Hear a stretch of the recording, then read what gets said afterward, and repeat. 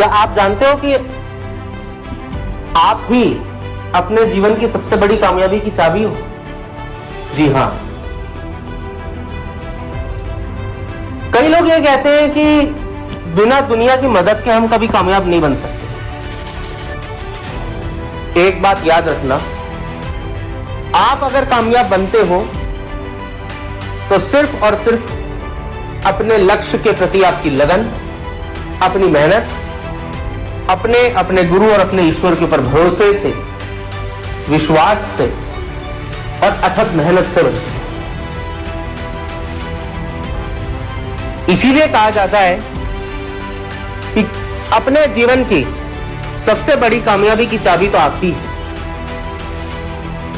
रह गई बात दुनिया की, जैसे लोहे पर जंग लगता है तो हम ग्रीस लगाते हैं, और ग्रीस लगाते हैं तो जंग लगता नहीं, मतलब उसको वो पकड़ नहीं पाता। लोहे पे जो जंग है वो पकड़ नहीं पाता, चिकना रहता है लोहा। वैसे ही ये जो दुनिया है ना, ये एक ग्रीस,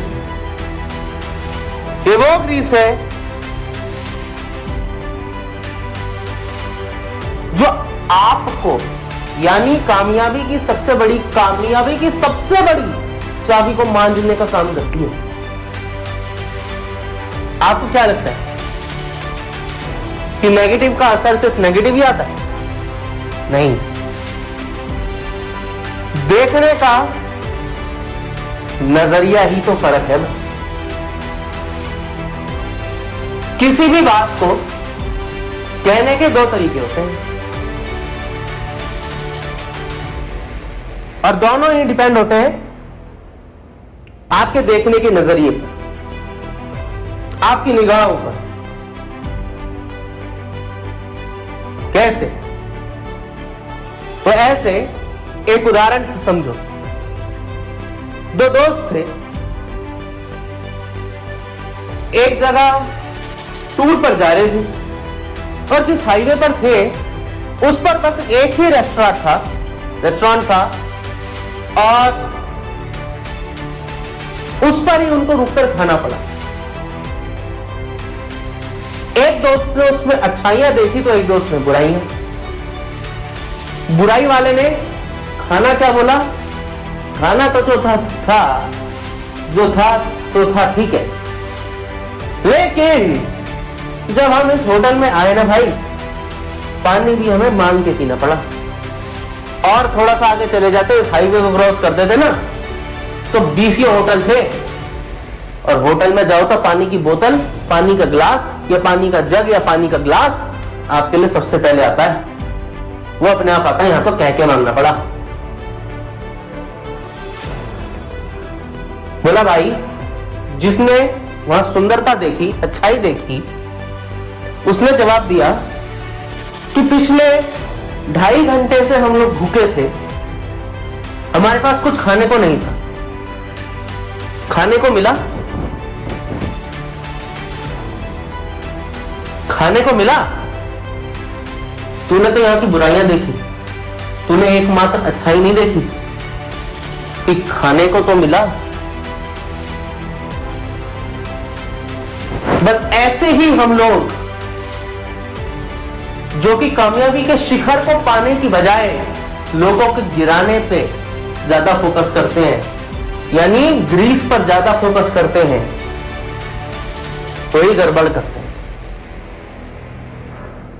ये जो ग्रीस है ना, ये तो चाबी पे लगने वाले फेलियर के जंग को मिटाती है दुनिया। अगर आपसे ये कहे कि बेटा तू नहीं कर पाएगा, तो इस तू नहीं कर पाएगा मतलब पता है क्या है? मतलब है, अरे तू ही है बेटा जो तू कर पाएगा, सिर्फ तू ही है जो ये काम कर पाएगा। आपसे कोई ये कहता है कि तू तो बड़ा चालाक था यार, तू तो बड़ा चालाक था, यहां से तो तूने नौकरी छोड़ दी, इसी का पड़ोस में, इसी शहर में रह के, बल्कि तूने 2 महीने पहले नौकरी छोड़ दी, और 2 महीने से तू यहीं पड़ा है और तू यहीं पे नौकरी कर रहा, हमें पता भी नहीं।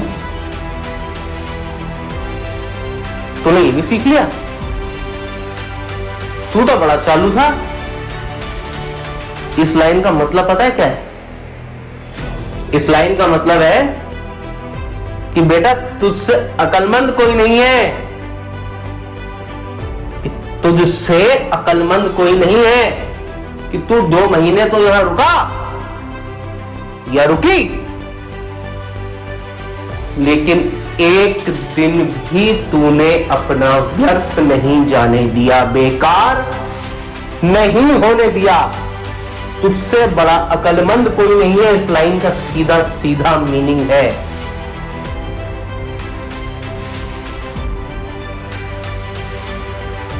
आपसे कोई ये कहता है बेटा तुझसे घटिया प्लेयर नहीं देखा, तो क्या कह रहा है? क्या वो आपको गिराने के लिए कह रहा है? नहीं, वो ये कह रहा है जो भी आप स्पोर्ट करते हो इसमें तुझे अभी और मेहनत की, लगन की और ज्यादा जरूरत है। तुझे आज से और मेहनत करनी है, तुझे आज से अपने आप को और निखारना है। तो जब जब और जो जो बुराई आपके बारे में ये दुनिया करे, तो याद रखना कि लोग कामयाबी की सबसे बड़ी चाबी की सुरक्षा कर रहे हैं। आपको जंग नहीं लगा रहे, वो आपको ग्रीस लगा रहे हैं कि इस पे नाकामयाबी का रंग या जंग ना चढ़ जाए, तो आपको ग्रीस लगा रहे हैं। बाज को देखा है? एक बाज 80 साल तक जीता है। क्यों? जबकि उम्र है उसकी 40 वर्ष। 40 साल जी के जब उसके खुर हो जाते हैं बड़े बड़े, पंख हो जाते हैं कि उड़ ना पाए, चोट हो जाए कि शिकार ना कर पाए, क्या करता है? 6 महीने के लिए पहाड़ों पे चला जाता है। मार मार के पत्थरों पे नाखून तोड़ देता है, मार मार के अपने चोंच से अपने पंख तोड़ देता है, पत्थर पे मार मार के अपनी चोंच तोड़ लेता है। लेकिन 6 महीने की रिपेयरिंग के बाद, हीलिंग के बाद, वही बाज फिर से 40 वर्ष के लिए तैयार हो गया। फिर अगले 40 वर्ष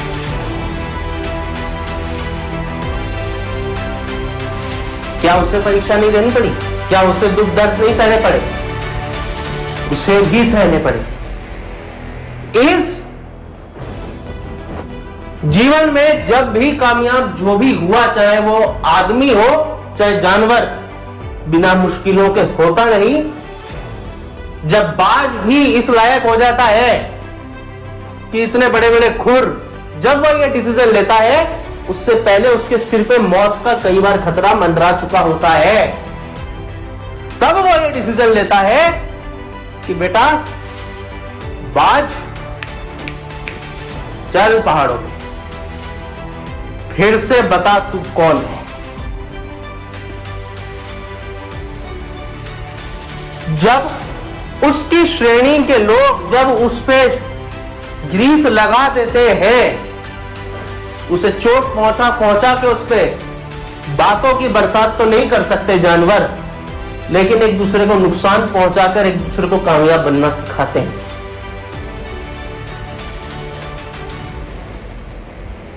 तो जो दुनिया है ना, ये ग्रीस लगाने का काम करती है। बस इस ग्रीस को आपको समझना होगा, तो आपको कामयाब होने से कोई रोक नहीं सकता। आपको किसी की बात का बुरा जो वो कह रहा है उसका भला, इसका सही मीनिंग क्या है, जिस दिन आप ये निकालना सीख गए, आपकी कामयाबी को कोई रोक नहीं सकता। जय हिंद, वंदे मातरम।